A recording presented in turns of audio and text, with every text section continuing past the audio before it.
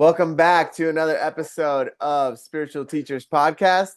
With me today is my dear friend and brother, Johnney. Johnney, it's such an honor to have you on today. Johnney is a master of flow, and he has a really, really interesting journey. So it's a real honor to have you on, Johnney. Thank you for coming on. Hey, thank you, brother, and aloha, amigos.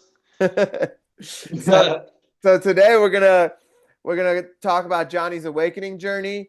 We're gonna talk about his experiences with DMT, his relationship with Yogananda Paramahansa, and some of his experiences living on Hawaii on Kauai.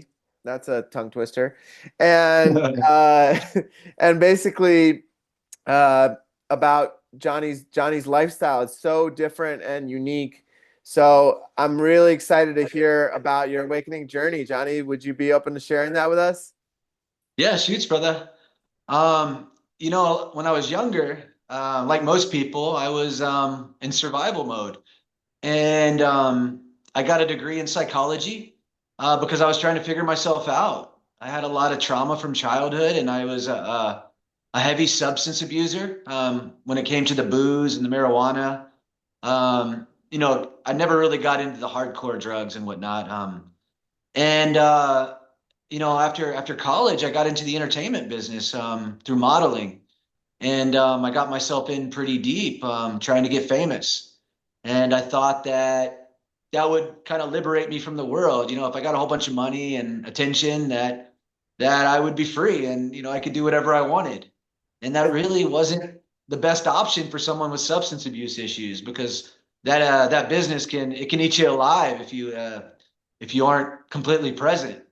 Right. So about 27 or so, I had the opportunity to get sober from alcohol, and that's where everything changed for me. I was on a fast trajectory to be part of that 27 club, on my way out, and miraculously, I went through a year of getting off of the booze, and after that, I was completely open to change.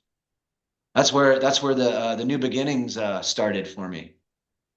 Beautiful, beautiful, man. So you went into AA, right? Into Alcoholics Anonymous. Was that kind of how the sobriety started? Yeah, I did that. I did that for an entire year. And at that time, I had some freedom because I had just come out of Hollywood and moved to La Jolla, and my drinking actually got persistently. I don't like the word worse, but more intense. I drank all the time, and I was unhappy, and it led to honestly me not wanting to be alive anymore. And I got all the bells and whistles in my life that everyone says you need. I got I live in the $1 million condo by the ocean. I got the two-seater. I got a pretty girlfriend, and I'm trying to kill myself at that time. And drinking all day, and I mean something there doesn't really add up. Right. And it got to a point where I couldn't take anymore. It was either life or death, my rock bottom. And after an attempted suicide, uh, I realized that I couldn't quit drinking if I wanted to. And that was the change for me, coming to that realization that I needed help. And that's why I chose to take a year out of my life and go through a pretty intensive Alcoholics Anonymous, Narcotics Anonymous journey, Mhm. which I did on my, I navigated it through my own. I didn't go to a rehabilitation program or anything like that, which I was able to work out in my own way. So yeah. That's beautiful, man. That's beautiful. So you became sober, right? And Mhm. what started unfolding from you from there? Everything, because as my mind started to clear out over a year or so, my personality and my attraction shifted. From a nightlife and things of that sort to a whole new horizon. And I'm really grateful because I had a DMT experience that really opened everything up. It showed me that I wasn't exactly who I thought I was, that I wasn't the character in the story. I was everything embodied in a collection of experiences. And on Right. the other side of that DMT experience, all of the desires that I had before that were survival based were no longer part of my character. I was wide open for a whole new journey after that. Mhm. So what can you share a little bit about that journey? What did you see? Where did you go? Because DMT journeys can be so different, right? For different people. What were some of the Oh, highlights for you? bro, it's such a trip because at that time I had gotten back, even after I got sober, I had gotten back into modeling and I was having these strange experiences with the shadow aspect of Hollywood that I was trying to get away from. And I was up in Colorado at my friend's wedding in 2015. And I met this shaman at his bachelor party next to a fire. And I told him all of the things that were going on. Hmm. And he looked at me and he said, "Are you ready for your life to change?" And yes, I am very ready for my life to change. Yeah. And the next day, he gave me a hit of DMT in a little baggie, and he didn't tell me what it was, but my friend did. And I went out, and after the wedding and all the festivities were over, and I just blasted off. And I came outside of my body, and I'm like hovering above the ground, and this record of light just showed up, and it was like an organic map of everything I had ever experienced. And then I Like went an past, Akashic record almost, huh? yeah, it was my Akash Hmm. and my record of light, and I went past where I was at in the story, and it showed me that my story was already existing and that I Mm. didn't have to. And I guess in a way, it reprogrammed my mind to not worry so much anymore. Hmm. I didn't have to constantly be worried about trying to get as much money as I can get or try to get as much sex or as or any of those things before I die. I was like no longer stuck in that fear of death. Hmm. And these things just happen naturally. Because when I came back from that experience, all of a sudden, all of the things I couldn't do myself were no longer present. Hmm. It's like love did for me what I couldn't do for myself. Hmm. And then I went back to California, and all of the things that were in my life didn't resonate anymore. And I found myself sitting down at Yogananda's ashram Hmm. at Swami's, trying to figure out who I was. And that's when Yogananda kind of showed up and was like, "Hey, are you ready to begin living now? So That you're was that a free." vision or were you meditating? How did he show up for you? He showed up in a lucid dream, Okay. and he invited me into a whole new way of living. And he said that he was my teacher. Hmm. And that's how it began with Yogananda. And at that time, I had had lucid dreams when I was a kid, but Hmm. I didn't understand exactly what lucid dreams were. So it was like at that time, it kind of was like, what is going on? Right. This Indian guy showing up in my dreams that I'm awake in. Right. Like, well, and then all of a sudden I go down to the Cardiff Library and I see his picture on the cover of a book. And I'm like, Mm.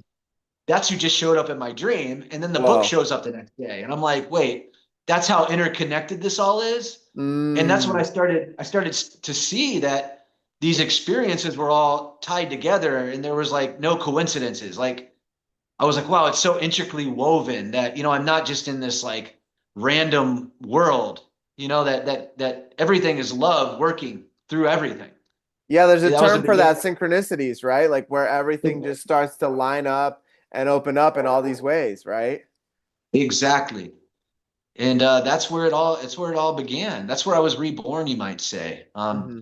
Person I am now was not around before that first 27 years. Maybe it's longer with the lag, maybe 29 years or so. I can't remember the actual ages anymore. Right. Um, so How old are you yeah, now? I'm 38 years old in this lifetime. Okay. Okay. So 27, you said everything really started for you, right? Yes. Okay, beautiful. So when when you started connecting with Yogananda, for those that don't know, can you share a little bit about what he's about? He's already passed from this body, Mhm. so his teachings continue on. Can you share a little bit about the organizations he started, what his mystery school is about, all these kind of things. Oh, I'm really happy that you brought this up because Yogananda is my teacher, and he kind of bridged worlds, you might say. He bridged the East and the West, kind of like Bob Marley bridged, the Caucasian and African race. Hmm. He kind of showed everyone a whole new view Hmm. of who the human being is. India was very rich with their spiritual practices throughout the last couple centuries, but they were lacking in the intellectual side and the material aspects that progress that the Western world was making, Right. even in science and things of that sorts. So Mahabhavatar Babaji brought it to Yogananda's attention that he would have to go to the West and bridge the two worlds. That some highly evolved yogis were going to be born into the Western world, and they would await him, and he would be their teacher. He would awaken them through the practice of Kriya Yoga, and Hmm. he carried on Lahiri Mayasa's uh, Kriya Yoga practice, Okay. and that's the bread and butter of Yogananda's uh, offerings, you might say, is Kriya Yoga, which is a series of pranayama techniques that help liberate the life force from the physical body, and then the astral form. Right. So with the Kriya yoga that Yogananda brought to the States, you're basically using the breath to raise the Kundalini energy up your spine, and there's many techniques to prepare the body, right? And then as the energy rises up, the chakras open up and everything, the third eye starts to open up, and the pineal gland, right? Yes, and this is where the teachings of Jesus Christ come in, because forgiveness is the golden ticket, and our heart is the door. So the life force comes back up into that heart ray, and a lot of us carry trauma through our experiences through past lives and this life. And as we start to forgive ourselves and unvictimize our consciousness, the life force can rise up through the heart ray and into the higher dimensional rays present in the physical form. Hmm. Yogananda is a guide to help us integrate this process. And the breath is the grace. So as we allow the grace to come into our heart, we go through this forgiveness process, and then the Shakti can naturally rise. And we can Hmm. have a clear channel all the way to the third eye. And that's where we receive the golden ray of Christ, Hmm. from my experience through practicing Kriya Yoga. Beautiful, beautiful. And for those that don't know, Yogananda Paramahansa was very connected to Jesus Christ. If you go into one of Yogananda's ashrams, which is called the Self-Realization Fellowship, you can see Jesus is up there on the altar with the other deities and things like that, and the gurus. And so Yogananda even wrote a book called The Second Coming of the Christ, which was his last book that he ever wrote. Can you talk a little bit about that and the impact of that on your life? Oh, that was huge. In my life, I was raised with some very dogmatic teachings. So my understanding of Jesus Christ wasn't necessarily something that my soul embraced. It was something I ran from. And, I ran so far away from it that I was intrigued by Vedic philosophy because it was so different. My Mhm. soul said yes to that, where my soul said no to the way I was introduced to Jesus Christ as a Mhm. child. There was a lot of judgment and things of that sort that I didn't really relate to. Mhm. And when I arrived at the teachings of the second coming of Christ, it opened my mind to who Jesus Christ truly was. And he was an embodiment of forgiveness. So, how could I take who Jesus Christ was and integrate it into my consciousness? I mean, I love Jesus's story when he was embodied thousands of years ago, but I really wanted to understand what he was trying to bring to consciousness, Mhm. why he was such a powerful door for us all. And Right. now I see that it was actually the forgiveness aspect. Mhm. And Yogananda introduced me to understanding the living Christ, Mhm. and then that carried over to to a whole new series of teachings, the way of mastery. And most recently for me, A Course in Miracles, which has been, oh, the my bread and butter for the past year. And these all are they're all the same teachings. That's the beautiful part is Yogananda also introduced me to the idea of oneness, and now everything is consciousness and there is no separation. Hmm. So my experiences with Yogananda are also my experiences with everyone and everything. They're Hmm. my own experiences with myself and with you today, and there's no separation, Absolutely. and yeah, and I'm so grateful that now I don't even know anymore, and that's the best part. Right, I don't right. know. I don't know shit. I'm just present. Yeah, the more I learn, the more it seems like I don't know anything, you know? There's nothing to know. The only thing that's real is now. Right, right. Yeah. So just to dial it in a little bit, Yogananda comes into your life, right? He comes Mhm. as this lucid dream, and now you find his book, Autobiography of a Yogi. And Mhm. where on the timeline after this did you decide to renounce all material possessions and basically give up all that?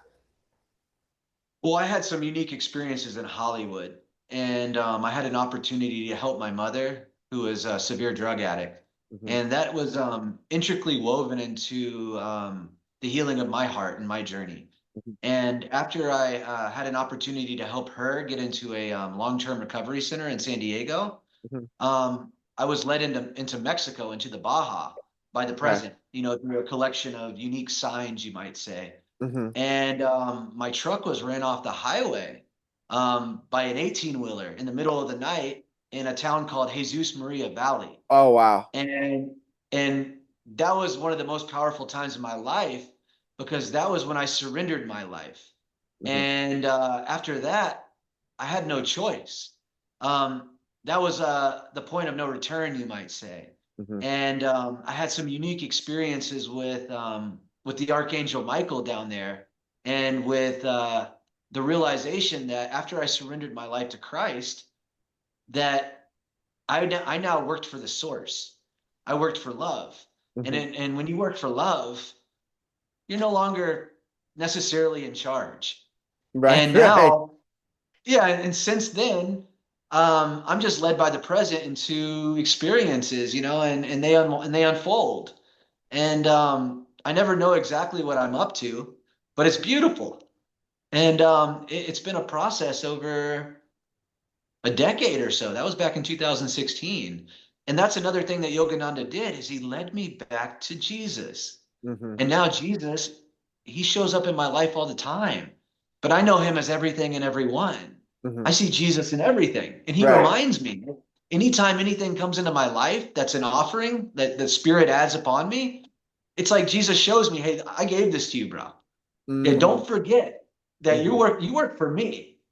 Right, Don't let your ego get ahead of yourself that you're doing anything. No, I'm giving you this so you can continue to be in surrender and you can spread the light. right, The inner Christ light right. that we all are, because we're all a mirror of that.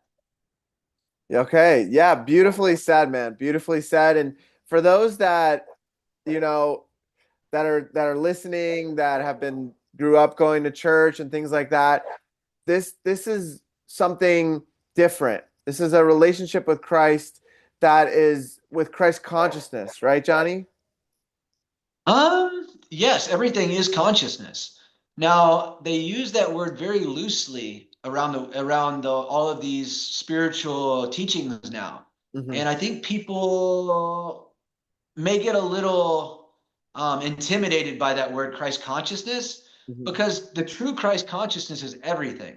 Hmm. The source, the Father, Mother, God, as I don't see it as a certain polarity, gave birth to consciousness, which is Christ. And anyone who goes through the ascension process back into what some call Christ consciousness and are able to bring the life force back to the third eye and receive that golden ray, they become one with this consciousness. They Hmm. become one with all of consciousness, which is Christ. They Right. become Christed beings and they become a pure reflection of Jesus Christ. Hmm. And that's what Jesus was trying to say when he came in embodiment. He said, I'm all of you and you're all of me.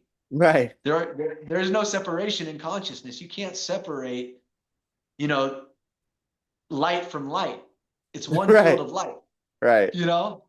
So, like it's all Jesus. It's all Hmm. Christ. It's all Peter. It's all Johnny. It's all any label that we give light. It's a unified field, Right. you know? Yeah. Yeah.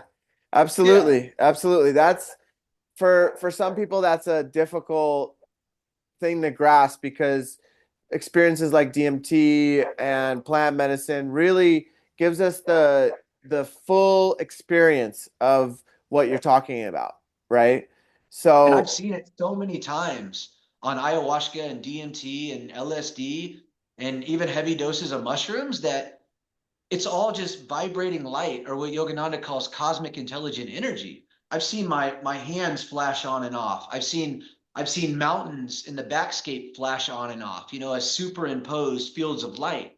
mhm, And they're like Adobe Photoshop. If you played with that before, you can set the layers on top of each other. Even right. our physical form is a layer of light that's superimposed on like this room I'm in, Hmm. and that's not who I am.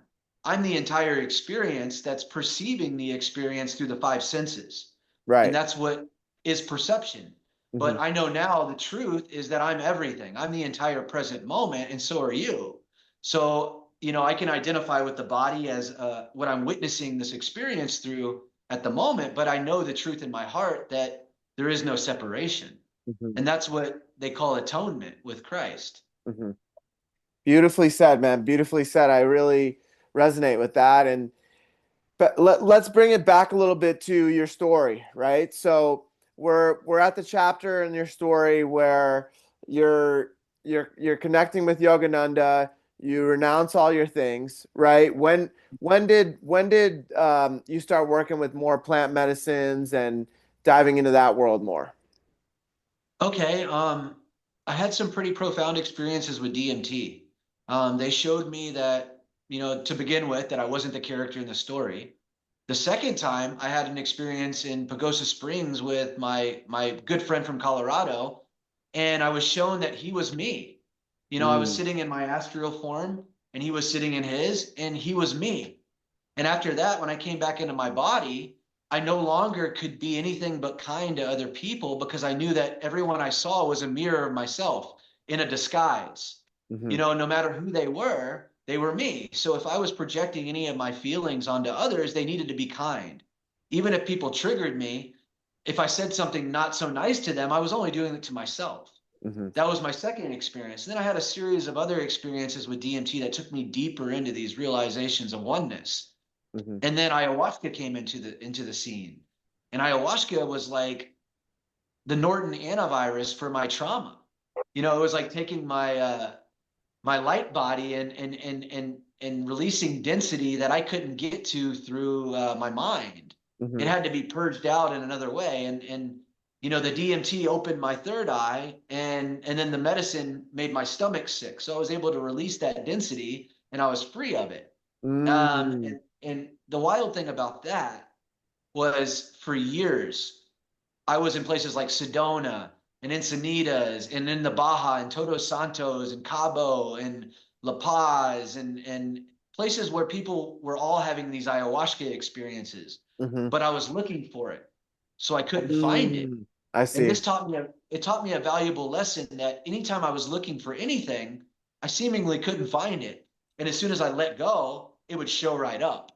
And I That's ironically went huge. back. That's a huge thing you just said right there.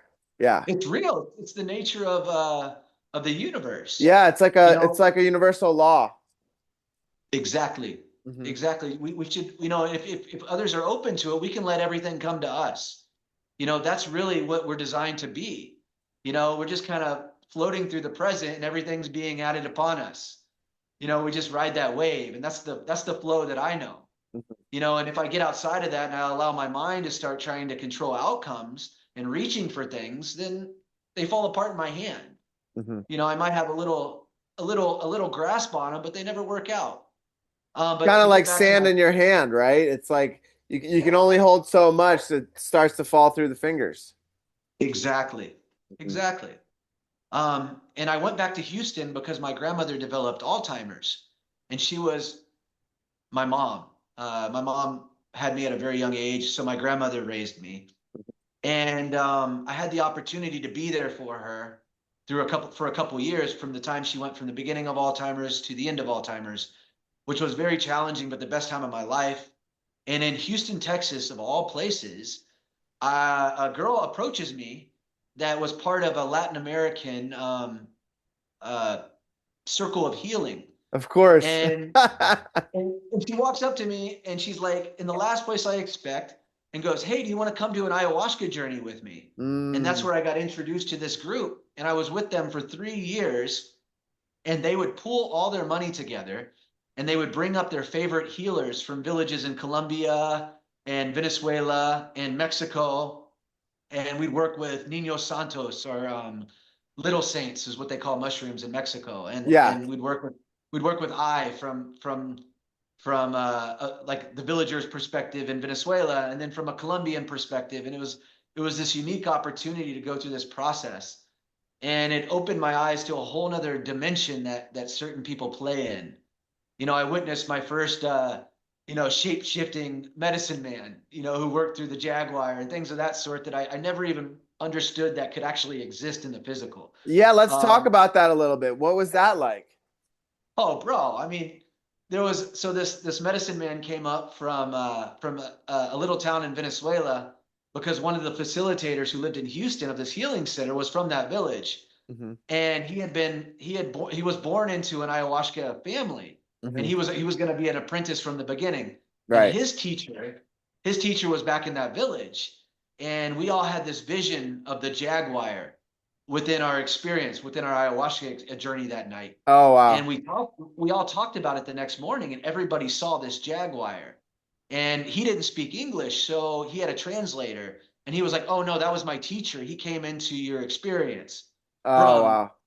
from the village, and he was Hmm. guiding me because I'm his apprentice, and he's actually the one that was leading this ceremony." Hmm.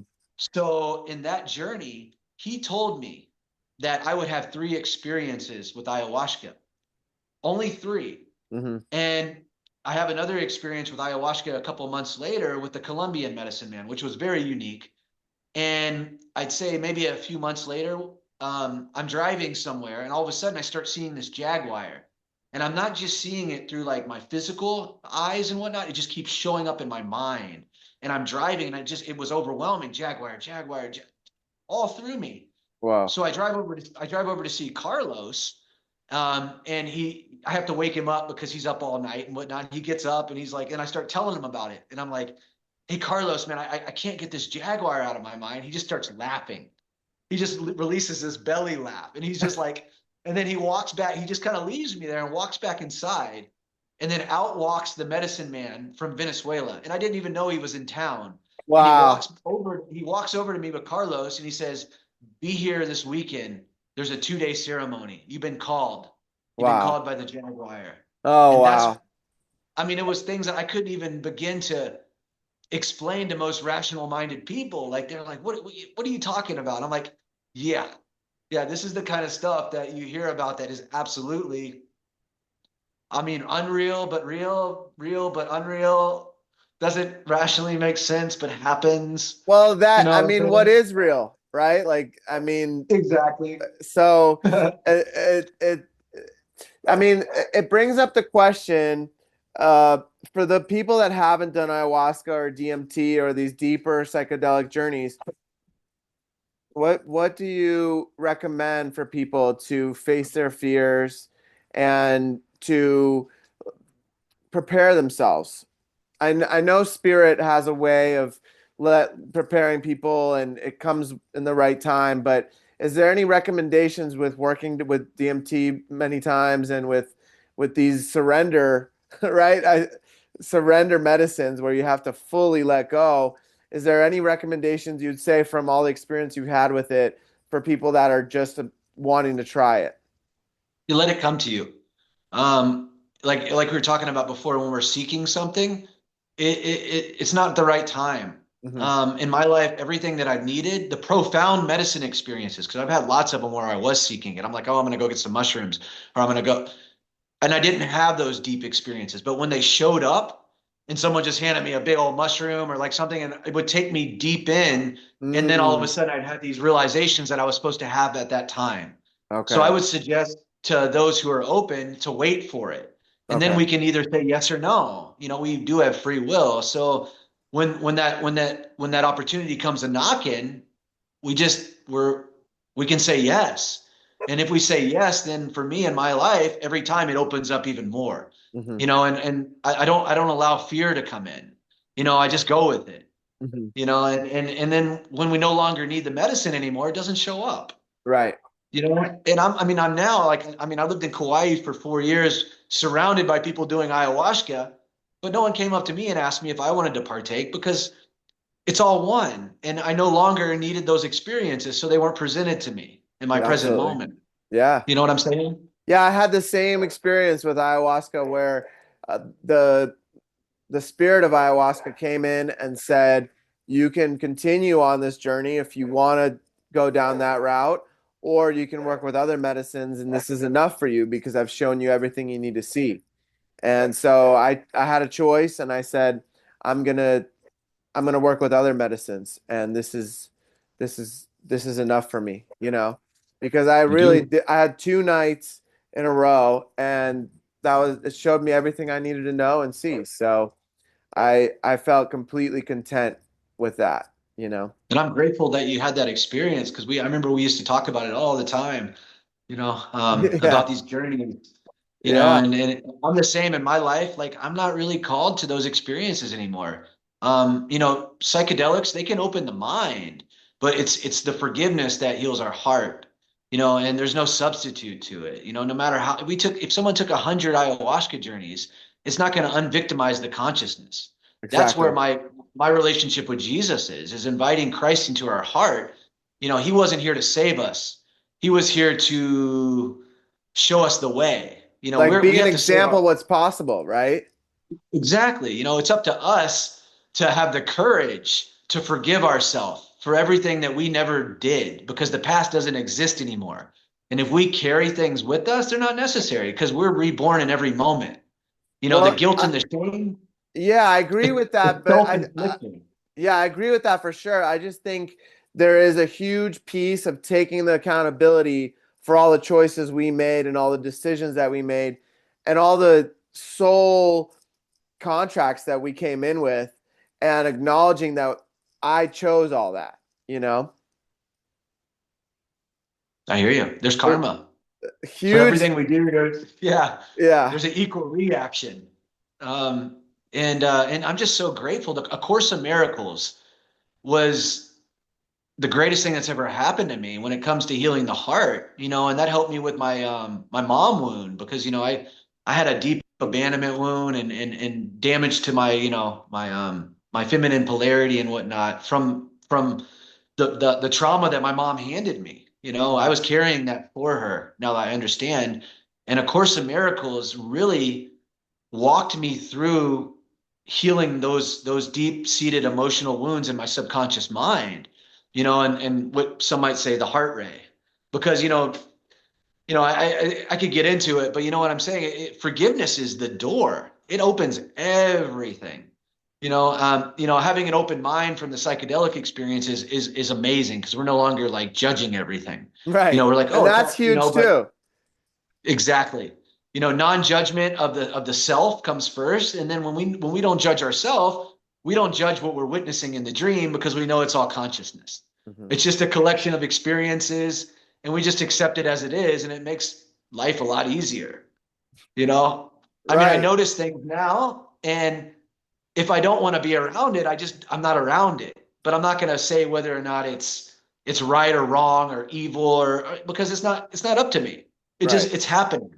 Hmm. I'm not going to judge it because I know it's a unified field of light. I'm Right. just witnessing.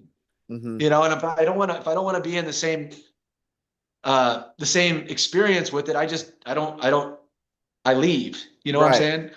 And Yeah. that's huge because that's discernment. right? It's the awareness to perceive those energies and those experiences as something that's not serving us anymore.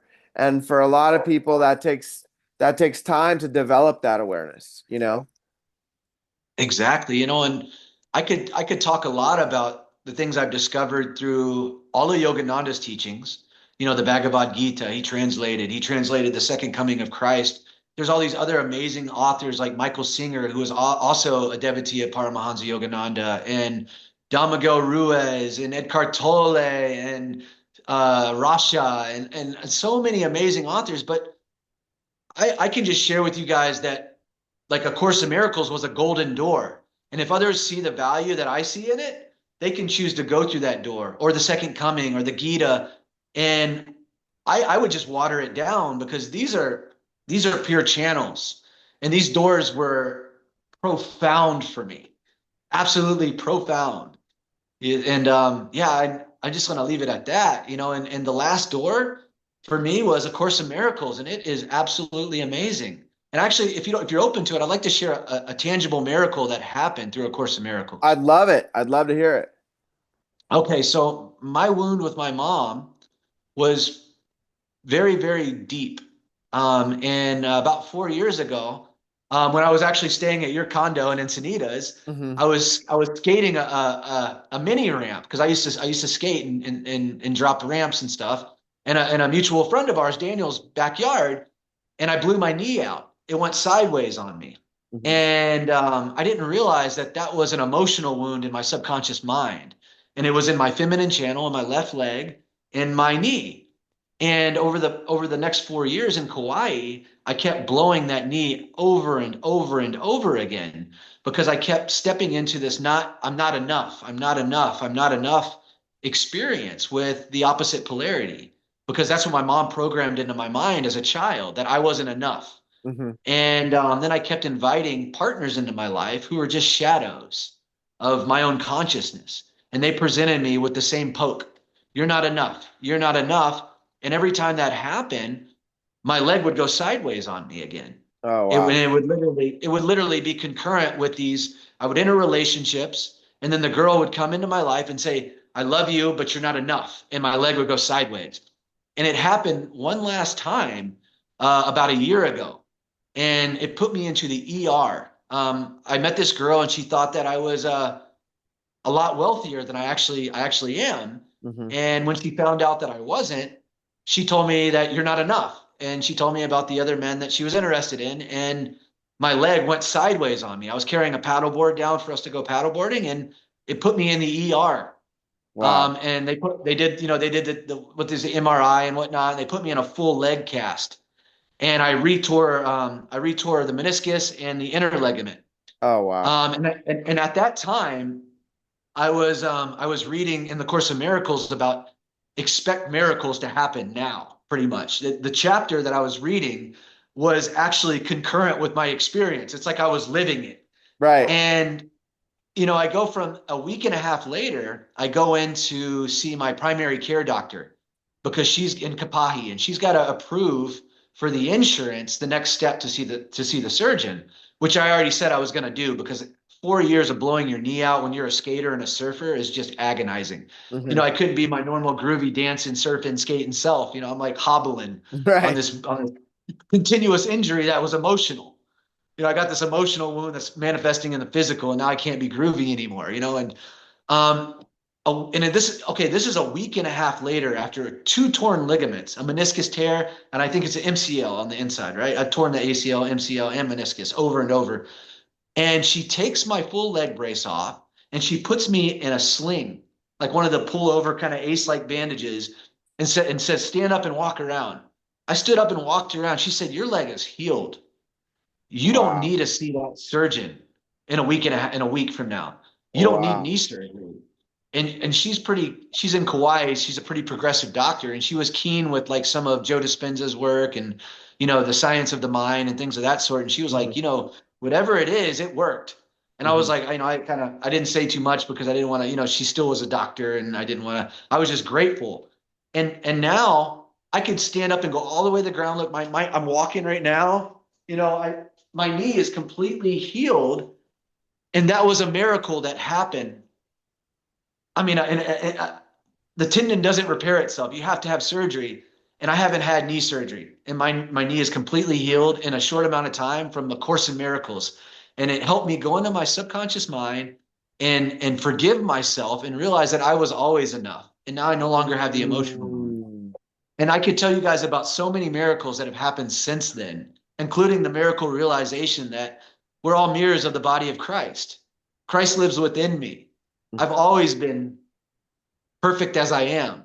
Mm-hmm. I don't ever need to be anything more than I am to be Exactly. received by the kingdom of God. Right.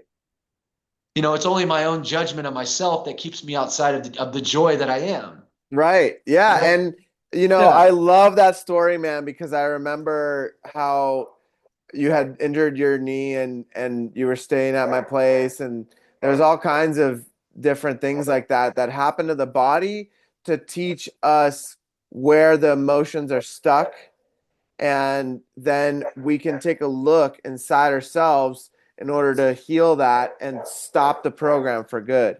These patterns, they repeat. I shared on the previous podcast that came out last week, right?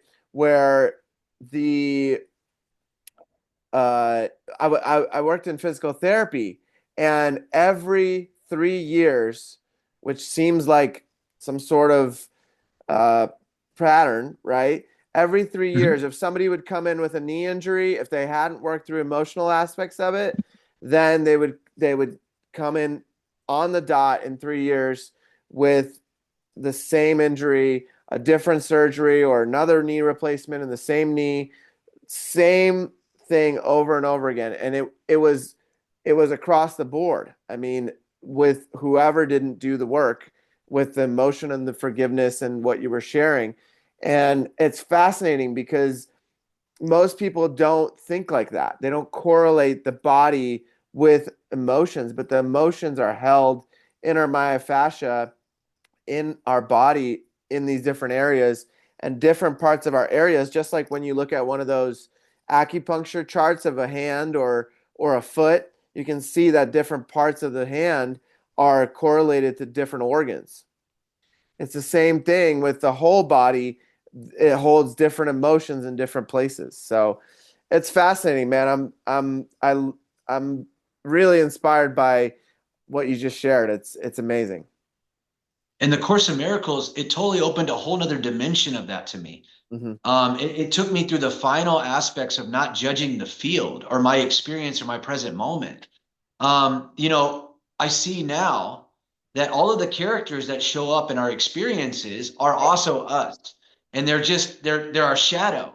And when we get triggered, it's actually God in disguise poking us Right. to release trauma within our energy body. Mm-hmm. And we have to re-experience it again over and over again until we release that energy and we stop judging ourselves. And then we no longer judge the shadow, and the shadow no longer appears. It's Right. like us cleansing ourselves, because the mind creates the body and the body creates our dream. It's the dream of the world is just our own consciousness, and we all have our own dream, and all of these dreams make up the collective dream, and we're all intricately woven together and by the divine will, and there's nothing outside of perfection. Mm-hmm. So for me to go, oh, that person was a jerk, they did this and this and this to me, Right. now I know that that's not the truth. That was me showing up for me to poke me and show me where my wound is at. Right. And they were actually doing me a huge favor. Now I might not want to be around them anymore for this or that reason, but I'm very grateful because I didn't know that was still active within me. Right. And And I can no longer. I would add to that where there is the opposite, where somebody can show up and show us what we have healed, Oh, because absolutely. it works both ways. Absolutely. And there are no coincidences.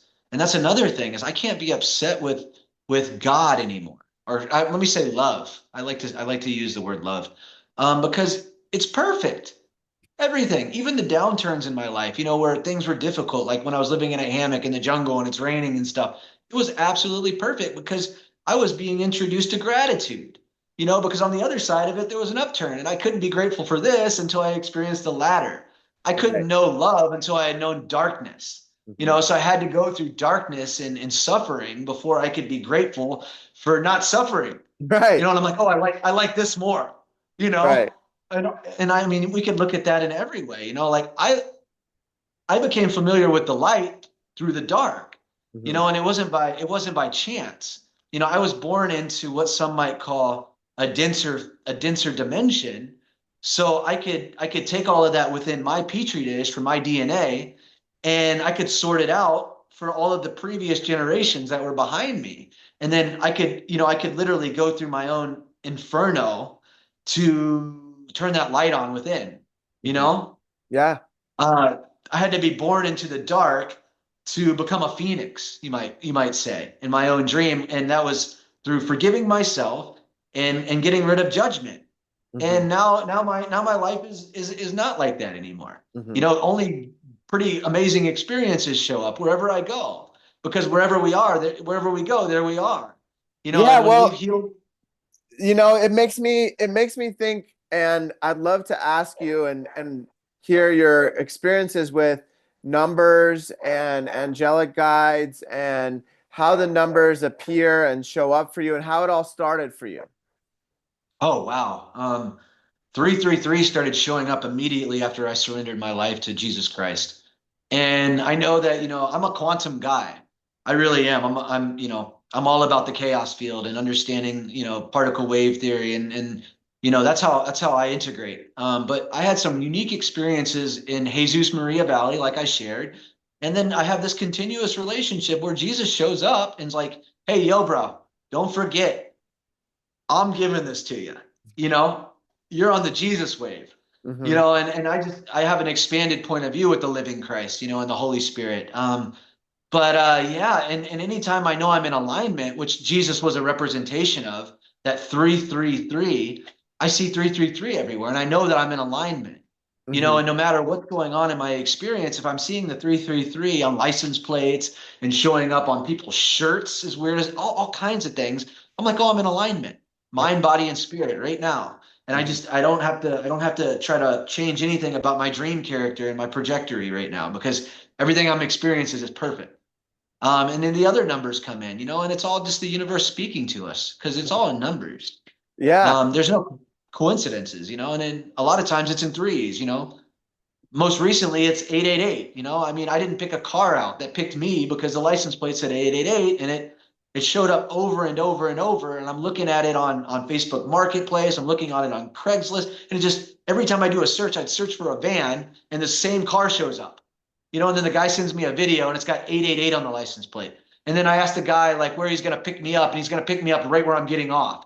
Hmm. And then he's got the same name as me, and he's got the same collection of experiences, and it all just goes woo. Right. Right. And it's so interconnected. It's absolutely wonderful. Yeah. This dream that we live in. Right. Yeah. And the Yeah. mind it's so easy sometimes for that monkey mind to be like, no, that can't be it. Right. And then spirit comes in and is like, okay, here's another sign. Here's another sign. Here's like, it's right there. Like, look at it, please. Right. Yeah. And we're all exactly where we're supposed to be. All we have to do is surrender to the now, the present. Hmm. And I mean, it's a very simple idea. Just be here now. But after we are able to go through our process, it has to go like this before it can come back to here. We Mm. have to go through our own journey, and we use the tree of knowledge to discover all of these things. And then we get to the now, and we don't need the tree of knowledge anymore, because it's all paradox. I could sit and tell you guys about everything I learned in every book and all of this, but it doesn't even matter because I'm here now. Right. But I had to climb that tree of knowledge, and all of these things before I could arrive in the present, where it became very simple. I Right. had to go through the forgiveness process, which took years and discoveries and all of this and journeys, and then it all just came back into this point of just, wow, I just got to be here now. I just got to keep surrendering to the moment. I don't got to reach anything. I don't got to go look for jobs. I don't got to trip. It's all perfect. And it Yeah. just shows up. And that's what Jesus meant when he told his apostles, hey, be present Hmm. and everything will be added upon you. And when he left his physical body, he said, don't worry, I'll be everywhere and I'll be with you, because Mm. I'm also the Holy Spirit. I'm also you. You Right. couldn't separate yourself from me if you wanted to. You can't get away from the field of consciousness. You are the field of consciousness. Right. You Right. know? Yeah. Yeah, absolutely.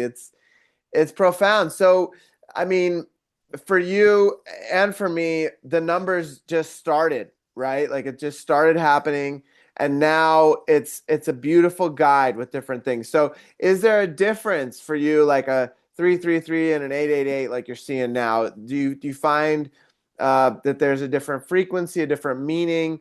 Do you think that it's a different meaning for different people depending on their beliefs?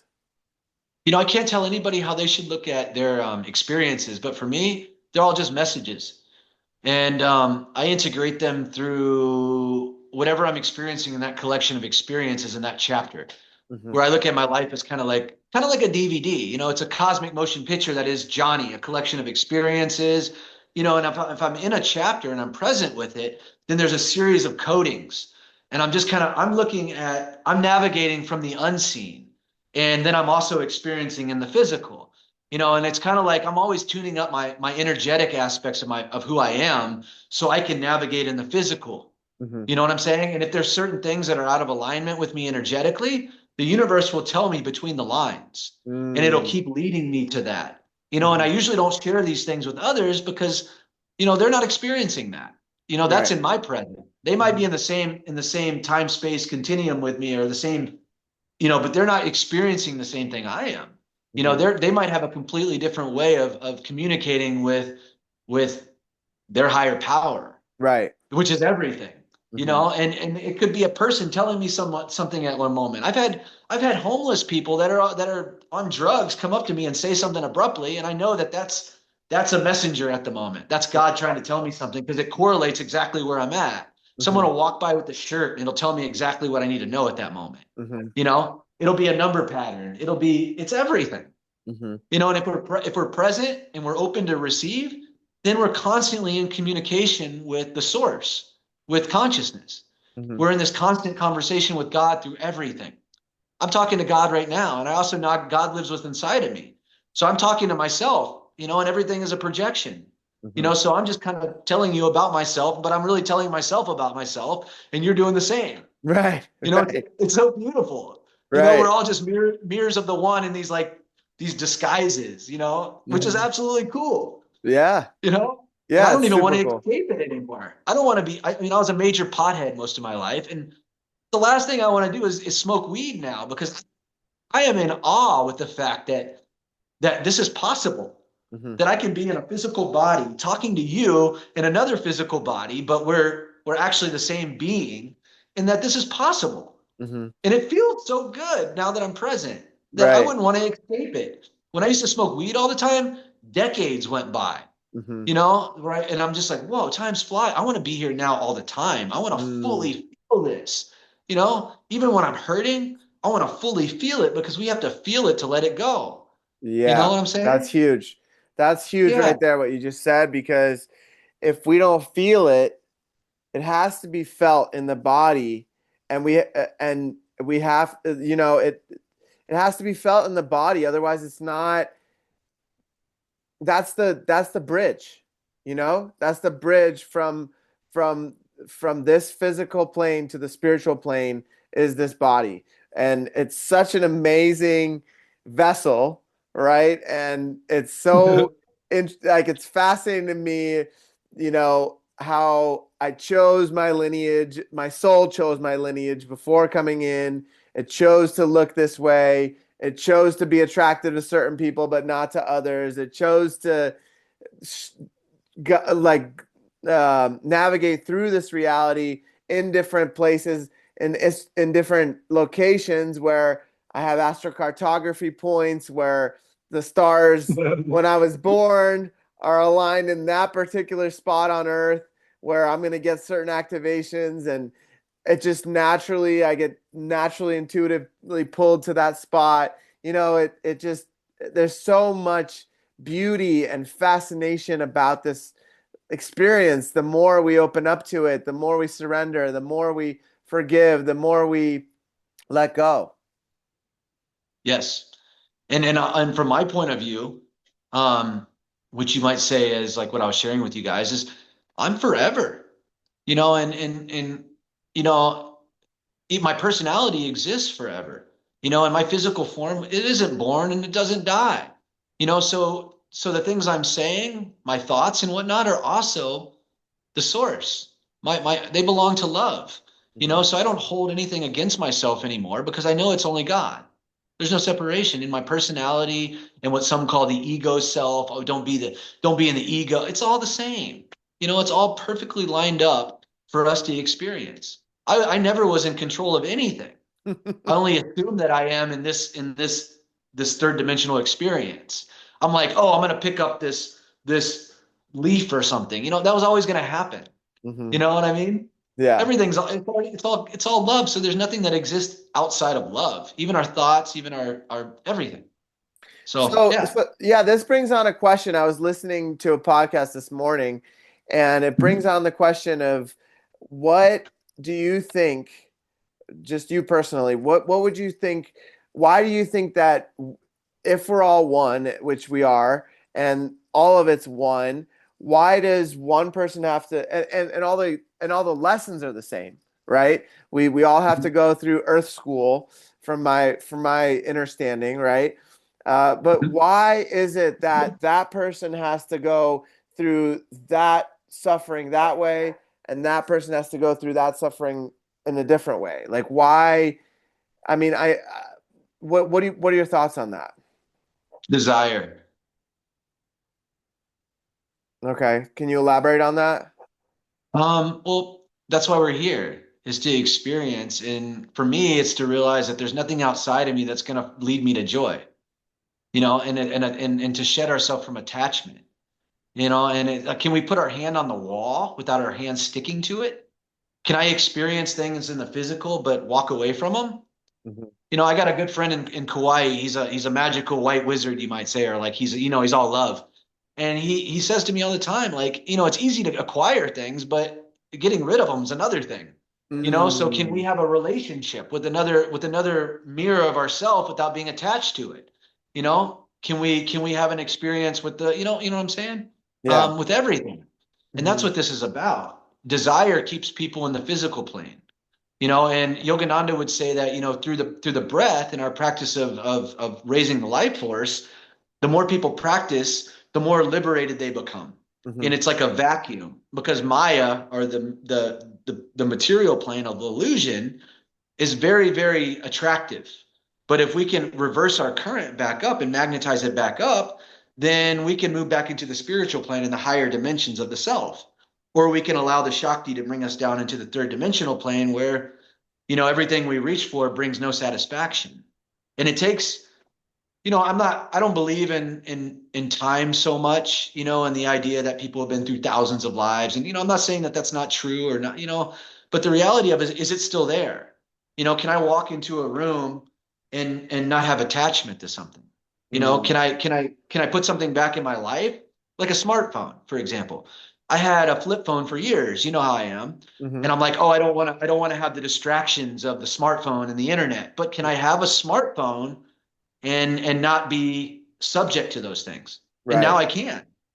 It's no longer sticky to me. Hmm. I'm no longer stuck in the same. Can I be around people smoking pot? Yes, because I'm not going to reach for it. You Hmm. know what I mean? There's no desire there anymore to escape myself. You know what Hmm. I'm saying?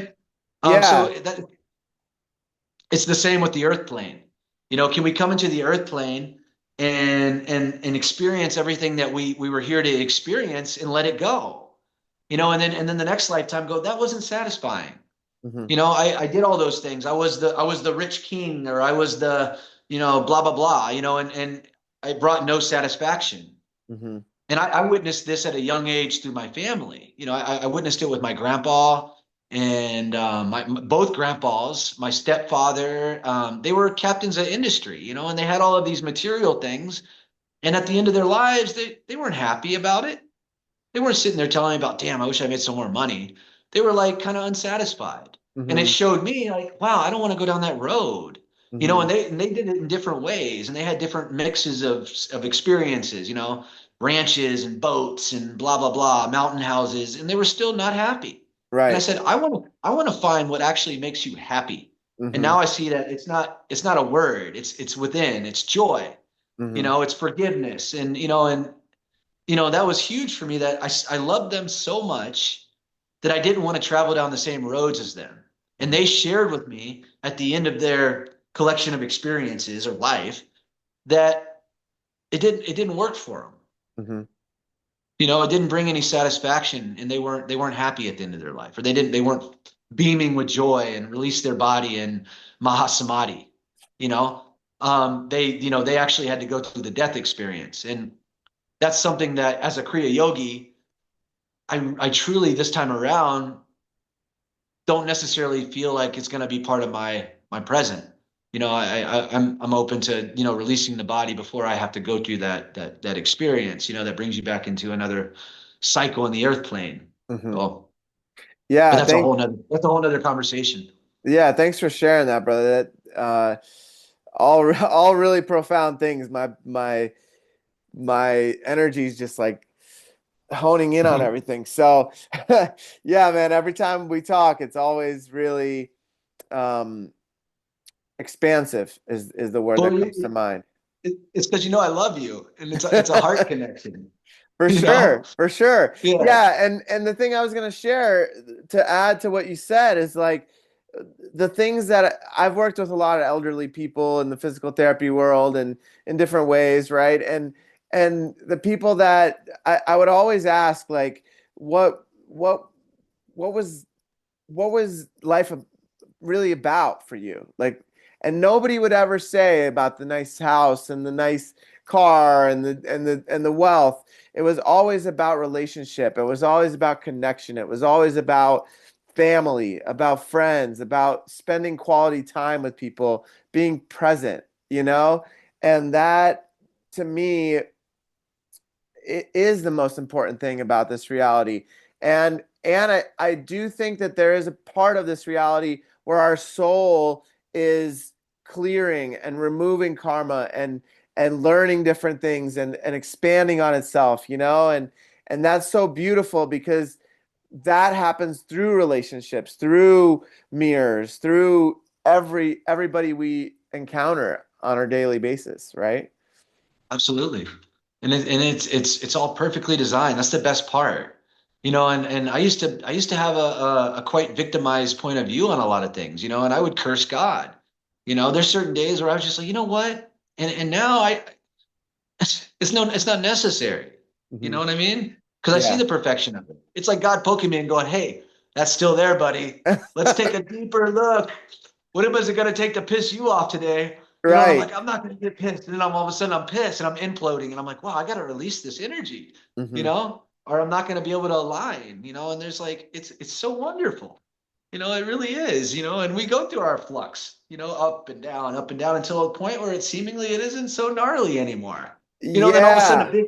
a big wave hits, and like an eclipse cycle, and it takes you deep into like that deep little corner over there that there's a shadow still existing, and then it shows up in your moment, and someone pokes you, and you go, "They did what?" And you're like, "Wait, wait, wait, wait. Okay, there is no them.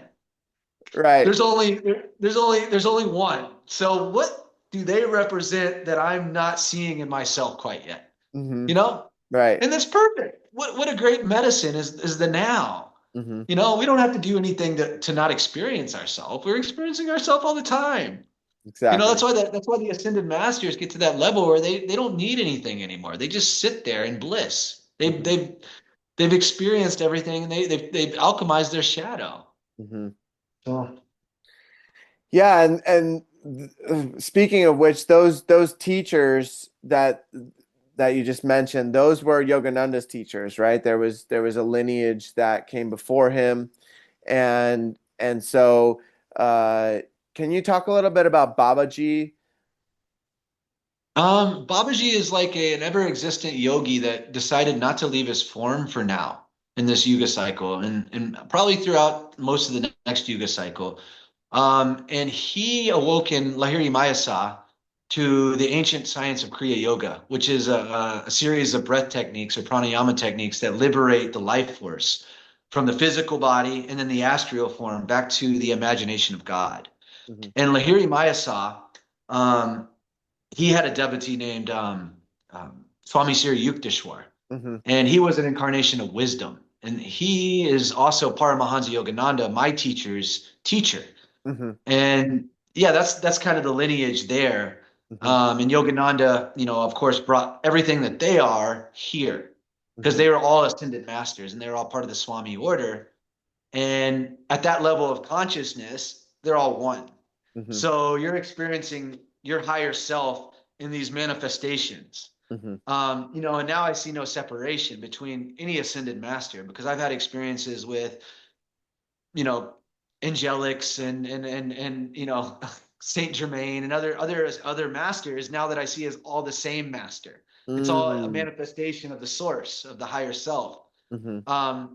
And it's really fun to dial into the experiences and how the source comes through, but there's no separation in God consciousness. Mm-hmm. And when we're ready to receive that, the teacher shows up in the dualistic stage. And like, for example, Yogananda doesn't need to be present now in the world to work with people because he works through the astral and he's available now for people all over the world, where his pool was very small compared to what it is now when he was in the physical. Mm-hmm. He can reach all of these souls, For sure. and yeah, and they all work through that oneness.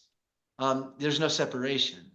Um, and it's hard for me to stay in like a linear format with all of this because I always arrive back at the present these Right. days. Right. And I'm like, well, this is all cool, but yeah, it's all now.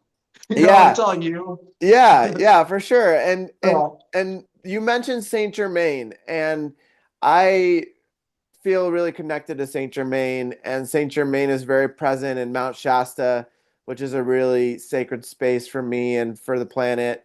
It's the considered the root chakra of the earth. And can you speak a little bit about your experience with him? Oh, all the time. I experienced uh, a profound relation. I got to reword that.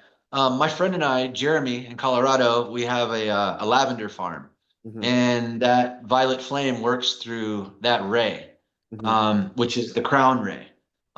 That's who Saint Germain represents, is the violet flame of healing, and he's like kind of a guide for that energy that we can invite within us, and Hmm. it cleanses us. It helps us through our shadow work and forgiveness and whatnot. Mount Shasta is on the same ley line as Sedona and even Kauai. So Saint Germain is working with everyone as well. And he's also known to be connected to what some know as the Lemurian population. And then under Mount Shasta, you have a Lemurian city of light called Telos. Hmm. Now, I'm more about the truth of it in the inner kingdom because that's all within us. Hmm. So the idea of Telos, for example, and these cities of light that exist that are ever present are also within us. Like in Hmm. Mount Shasta, for example, you have to go through the obsidian caves to get to the city of light under the mountain. Hmm. Well, that's us going through our own shadow. Right. And once we go through our own shadow within ourself, then we experience a completely different higher dimensional reality Hmm. that was ever present, Hmm. which is joy.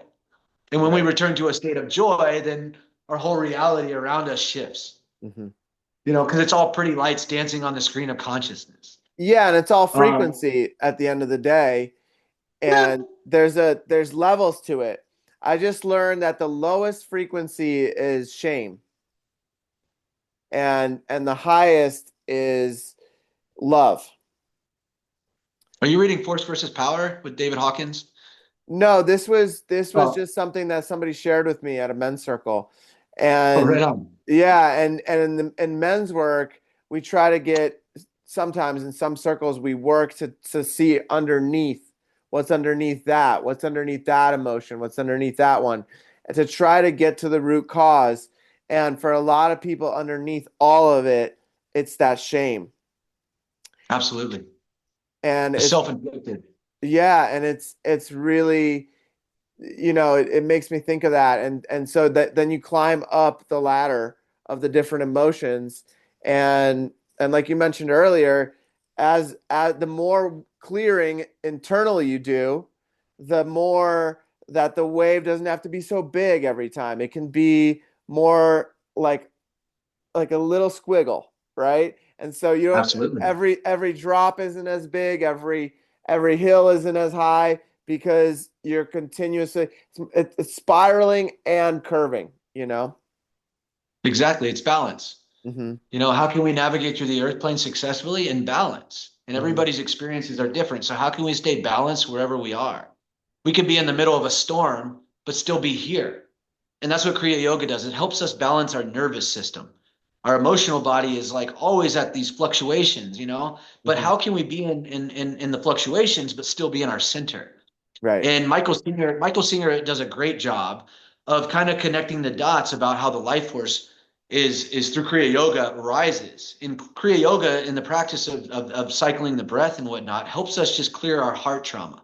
So the life force can naturally rise up. And like we were talking about Saint Germain and the violet flame, well, that's the crown ray. Mm-hmm. So can the life force naturally rise up and rest here? And then that becomes our reality because we're experiencing our life force in the physical manifestation. So if people are stuck in the lower three dimensions and everything's present, so one day someone could be in those dimensions, in that dimensionality, and their life force is stuck from trauma in their subconscious because it's not linear. It's all connected. The tree of life is connected to our subconscious, and the heart's connected to the mind and the higher mind. But the life force naturally rises, and it can rise all the way up to that crown ray. And Mm-hmm. then we'll be having experiences within what you would call Saint Germain's kind of spectrum. Mm-hmm. And I'm not the best with like labels of certain things anymore and stuff. So don't. Uh, it's all within us, and Mm-hmm. it's all color. It's all Mm-hmm. colors. Mm-hmm. Our light body is based on color, our aura and whatnot, and you can look at it from the root to the crown within the physical form, and the journey of the life force back up to the crown. Mm-hmm. Can we bring it up to the door and hold it there, like Kriya Yoga has us do? Mm-hmm. Can we knock, knock, knock on heaven's door? So Mm-hmm. can we invite Christ into our life? That's the present, the Christmas present. Mm-hmm. Can we keep our life force here all the time? Can we go back to bliss, the crown, Mm-hmm. like Mount Shasta? Right. You know? Mm-hmm. So, and it's all within us. Mm-hmm. And we visit these physical places to do our inner work because it's all within us. There is no such thing as space. There's no such thing as time. There's Mm-hmm. no separation. There's no you. There's no me. But it's beautiful that we get to experience it, Mm-hmm. that we can get on a plane or drive across the country and actually not be going anywhere, but it looks like we are because Right. these pretty lights are changing around us. I got this jacket on. It's got all these, but it's just pretty lights. Right. Right. Whether we grow our hair out and cut it off, we age and now when we're old, it's ever present joy. That's all that's real. We've always Yeah. been joy. Yeah. You know, Absolutely. Have that's all you there is joy. have you visited Mount Shasta? I have. Have I you have. I've had have you some. have you ever gone to Ascension Rock where Saint Germain? So the story goes that Saint Germain actually ascended with his body. And so there's this rock in Mount Shasta called Ascension Rock where Saint Uh-huh. Germain actually left with his body from this reality. Really? Yeah. That's pretty cool. I didn't. I'm not too familiar. I just know the energy. The Yeah. healing aspect of it. Oh, Yeah, he that's pretty it's cool.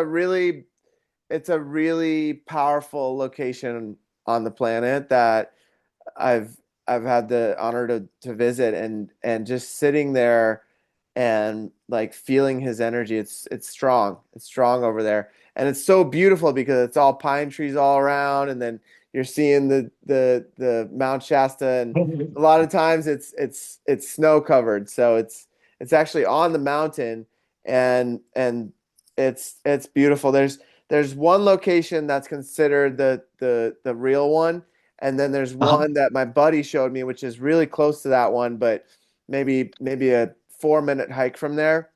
And Uh-huh. that one feels like the real Ascension Rock. I'm excited to check it out, bro. Now that I'm back in California, I would love to go back to Shasta whenever the opportunity presents itself. Um, Yeah, I can share with you how to get over there, but yeah. it's a really sacred spot. And yeah, it's really interesting how these locations also are very activating for the body as well, like different like physical locations on the planet. And Mhm. there's different chakras of the planet. There's every chakra we have in our body, all the planet also has. And so it's interesting because I mentioned that Mount Shasta was the root, but it also flips to be the crown. So It's it the just crown. it just depends. Yeah. It's the crown. And the most unique experiences I had at Shasta were being introduced to Lemurian ideas. And I say ideas because the vehicles that shared these ideas with me were just kind of reflecting my own understanding of consciousness, Mm, mirrors. And it's something I'd like to dive into another time. okay. Lemuria and that state of consciousness. Hmm. And Telos, and that's a we could talk about Shasta like for a lot. We could talk about a lot of stuff in Shasta. Yeah, You yeah, know, for sure. and there's a lot of people in Shasta that are worth talking to. I mean, you just go hang out in Shasta City, and there are some unique individuals. Just Yeah, go to the library. You right. know, Or the drum circle, and you'll meet some amazing people. yeah, I'm so excited. And Heart Lake, right Hmm. on the other side, and all those. Anyways, Yeah, yeah. yeah. It's a really special place. So, uh, speaking of Lemuria, Kauai is considered like the Hawaiian Islands are considered to be the remains of what Lemuria was, right? Because Lemuria was a large landmass in the ocean. Well, Kauai is a third eye portal. So if space for real, that's where the souls come into this earth plane and they exit. Hmm. And if you go down the Nepali coast, it's 11 miles in, it's 11 miles out, and that's what you might call the Garden of Eden. But Hmm. I like to call it the third eye portal. And there's things about Kauai that, the rational mind has a hard time accepting. But, when you bypass that, it just is. It's the beginning and end of time. Um, I'm very grateful for the experiences on Kauai, because I just lived in the jungle for 4 years and in a hammock, Hmm. like and it that frequency it helped me release a lot of things that were no longer serving this character on this journey, Hmm. like such as grief and judgment and certain things that could only happen here, Hmm. because judgment is from here to here. Like, can you see down your nose? You should only see your toes, kind of like thing. And it's kind of like Shasta, the frequency's so high there. We got to be careful with our thoughts. Hmm. Because if we're thinking things, it's like, there they are. Manifests almost instantly, right? Oh yeah, they show right up, Hmm. knocking at your door, Right. and I mean, but at the same time, you can have some very, very profoundly magical experiences in that frequency, and it carries us. The resonance over in Shasta is very similar to Kauai on that note. Um, I mean, it's been a long time since I've been to Shasta. It's been almost a decade. But I remember being on the phone with my grandpa when he was still around, telling him about that exact thing. I was like, these things I'm thinking are just showing up. And he's like, okay, you know, Right.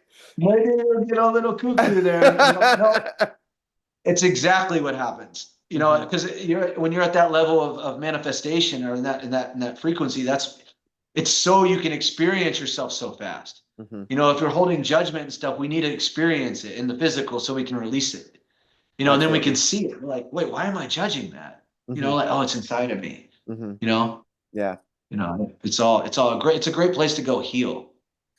Kauai is a great place to go heal. Mount Shasta is a great place to go heal because it happens so fast. Hmm. Yeah. Can So can you share some of the like one really profound moment, the one that first comes to mind in on Kauai?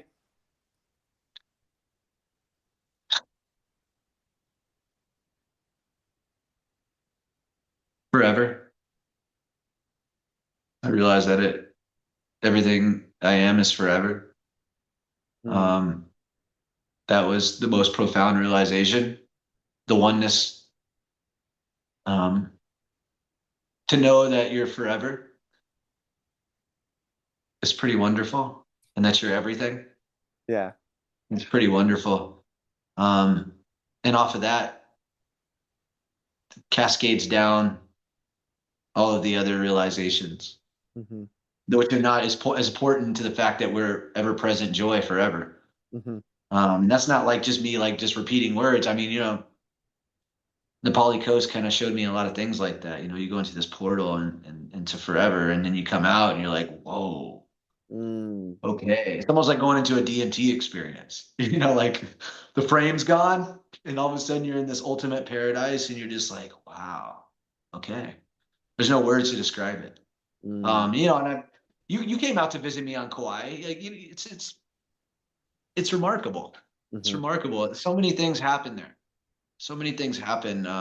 Relationships and uh, chapters. I worked at a surf shop for a couple years and did this and had an apartment. Then I lived in the jungle with nothing. And then I caretaked, livestock and animals and so many chapters. But they were also helping me heal certain parts of myself with the dream characters that were involved. And it was just this wonderful mix of healing. Hmm. It was everything that my soul needed for 4 years. Hmm. Human design came into my life. The gene keys came into my life. My understanding of my astrology came into my life. So now I got the petri dish, and I know this character's design, and I have an awareness now of other people's design. So how can we bring everything together? Hmm. And I'm very curious now about other characters' design, so we can figure out a way to unify. Exactly. And how can we all work together, Hmm. with an understanding of each other's design. Hmm. And how can I look at the gene keys and how they're awakening within my DNA? Hmm. And how can I connect the dots between how I remember myself a couple of years ago into who I am now? And Hmm. how can I really be grateful for that evolutionary cycle between that perceived period of time? Quantum leaps. And then I come Absolutely. back and I run into other dream characters, and they're exactly where they were when the last time that we saw each other. And I'm like, Hmm. oh, okay, interesting. Hmm. You're talking to a completely different version of who you know Right. as John. you Yeah. know? Yeah. So yeah, I used to have a whole bunch of things between you and I, and now those are no longer there. Right. So yeah. I love that. I love that, Thank brother. you. Well, thank you so much for sharing all of your wisdoms and your teachings and your journey. It's been such an honor to have you on, man. And I think we could keep talking for days if we really wanted to. Well, we've been talking for years, so yeah, of course we Yeah. could. Yeah. Yeah. So, I'd love to have you on again at some point in the future when it aligns. And Perfect. until then, brother, thank you so much. Love you, man. I love you too, brother. Take care.